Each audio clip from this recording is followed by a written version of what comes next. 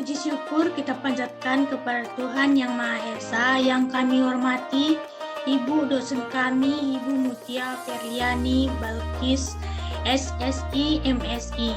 Di sini kami kelompok 4 ingin menjelaskan sedikit tentang pengambilan sampel non-probability dengan accidental sampling. Sebelum masuk ke dalam pembahasan, izinkan kami memperkenalkan diri kami terlebih dahulu, yaitu yang pertama dengan saya sendiri, Camelia Broginting dengan NIM 202407043. Yang kedua, Deborah Suringo-Ringo dengan NIM 202407053.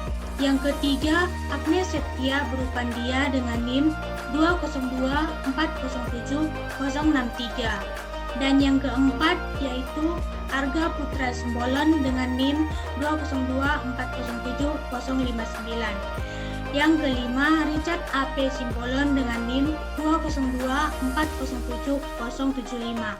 Dan yang terakhir, Junita Putri Sagala dengan NIM 202407079. Baiklah, di sini kami sudah merangkum beberapa poin penting yang akan kami bahas, yaitu yang pertama, pengertian. Pengertian dari non-probability dan pengertian dari accidental sampling. Yang kedua, penggunaan metode accidental sampling. Dan poin yang ketiga yaitu keuntungan dan kekurangan dalam pengambilan sampel non-probability dengan accidental sampling. Poin yang keempat yaitu langkah-langkah dalam pengambilan sampel non-probability dengan accidental sampling. Dan yang terakhir itu contoh soal dari pengambilan sampel non-probability dengan accidental sampling. Selanjutnya kita akan masuk ke dalam poin pertama, yaitu pengertian. Non-probability sampling adalah suatu teknik pengambilan data atau sampel sehingga semua data kemungkinan terpilih sebagai sampel tidak sama besar.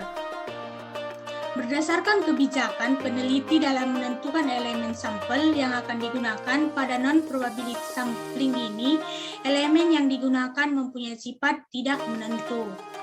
Yang kedua, sampling kebetulan atau accidental sampling. Pengambilan sampel didasarkan kenyataan bahwa mereka kebetulan muncul.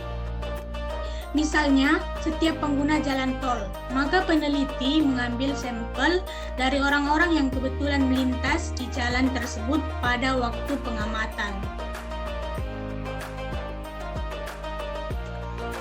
Selanjutnya yaitu penggunaan metode accidental sampling. Metode accidental sampling ini digunakan ketika peneliti tidak ingin membuang waktu dan dana yang banyak. Penerapannya tidak membutuhkan banyak usaha, dana, dan juga waktu dari awal proses hingga akhir. Metode accidental sampling diterapkan untuk penelitian dengan tujuan akhir kuantitas karena hasil akhir laporan lebih kredibel dibandingkan dengan riset kualitas. Beberapa ahli berpendapat bahwa riset dengan sampel peluang memiliki potensi tinggi menghasilkan data menyesatkan. Sebab itu diputuskan bahwa untuk penelitian ilmiah convenience sampling tidak dianjurkan. Namun tidak masalah untuk keperluan riset sederhana.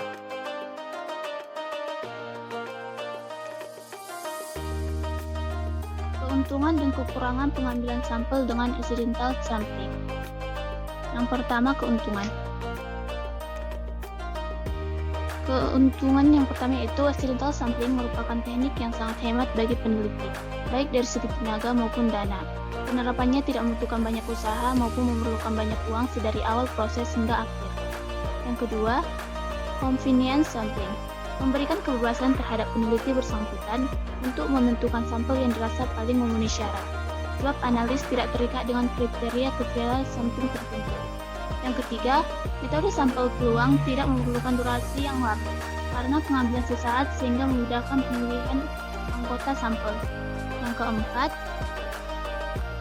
dari sekian banyak teknik pengambilan sampel, accidental sampling merupakan cara yang paling mudah dan memiliki fleksibilitas tinggi karena tidak terikat banyak aturan. Sementara itu, metode sampel peluang juga tidak luput dari kekurangan yang meliputinya.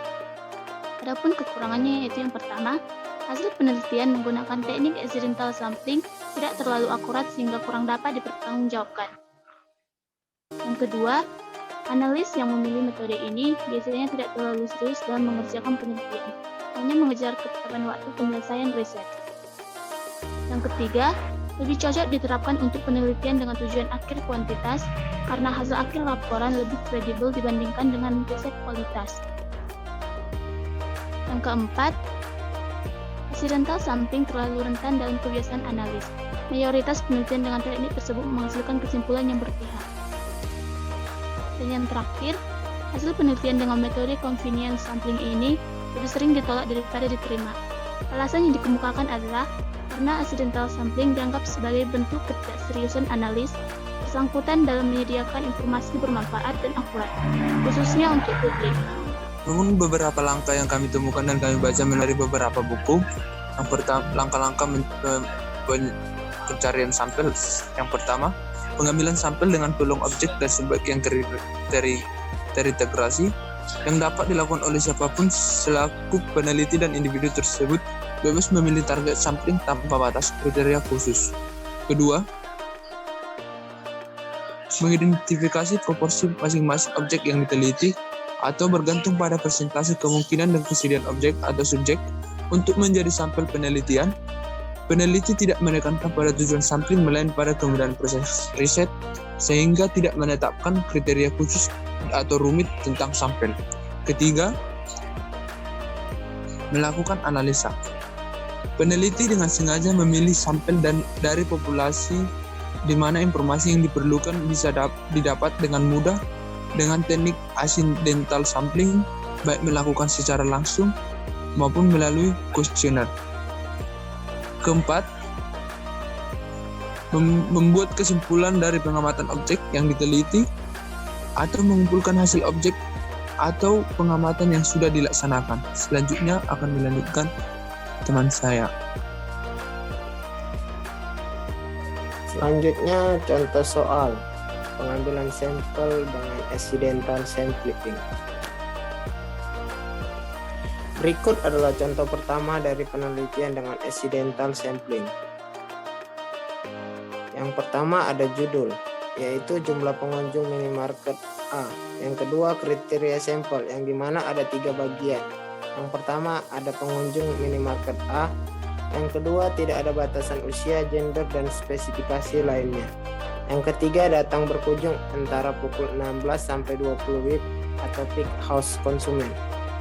Yang ketiga kesimpulan penelitian, yaitu pada waktu puncak kunjungan konsumen minimarket A bisa memperoleh pembeli hingga 50 orang dengan rata-rata pendapatan mencapai 1 juta rupiah. Selanjutnya akan dilanjutkan oleh teman kami.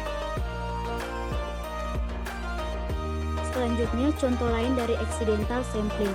Yang pertama judul, survei kepuasan pengguna aplikasi B, yang dimana aplikasi B ini sebagai contoh pemisalan penelitian di media sosial.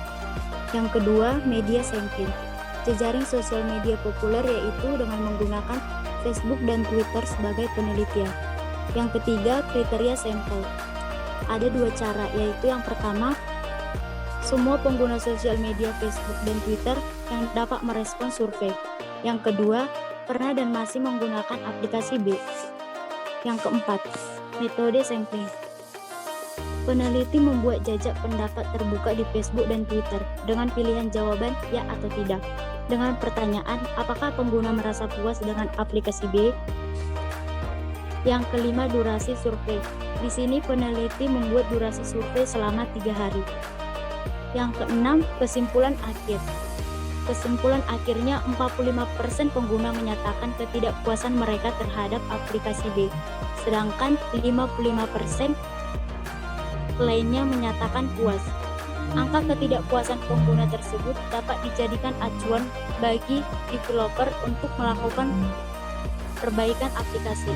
Sekian penjelasan materinya saya sampaikan kepada moderator. Baiklah, terima kasih kepada penyaji kelima. Sekian penjelasan dari kelompok kami tentang pengambilan sampel non-probability sampling dengan accidental sampling. Semoga bermanfaat, dan jika kami ada kesalahan kata yang tidak berkenan, kami meminta maaf sebesar-besarnya. Sekian dan terima kasih, selamat pagi. Salam sejahtera buat kita semua.